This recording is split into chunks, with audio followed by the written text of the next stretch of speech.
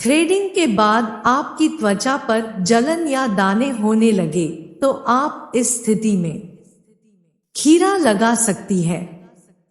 शरीर में कहीं स्किन जल जाए तो जलने पर केला मैश करके लगाएं।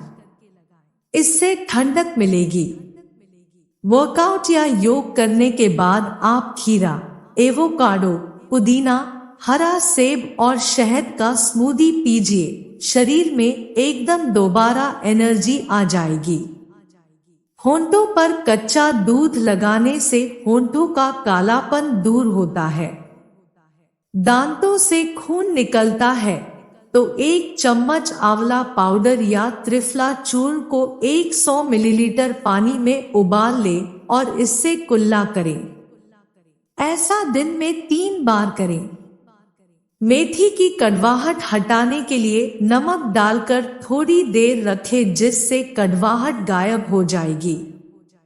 भूख कम लगने पर हर रोज 30 ग्राम हरे धनिया का रस पिए। इससे कुछ दिनों में ही भूख बढ़ने लगेगी। लौकी को सुखाकर नारियल तेल में उबाल लें। इस तेल को छानकर बोतल में भर लें। इस तेल की मसाज करने से सफेद बाल काला होने लगते हैं। पके हुए पपीते के टुकड़े को प्रतिदिन चेहरे पर रगड़ने से आपके चेहरे की झाइयां जड़ से खत्म हो जाएंगी और धूलकण, कालापन भी साफ हो जाएगा। चावल के पानी में चुटकी भर हल्दी डालकर पीने से इन्फेक्शन से बचाव होता है।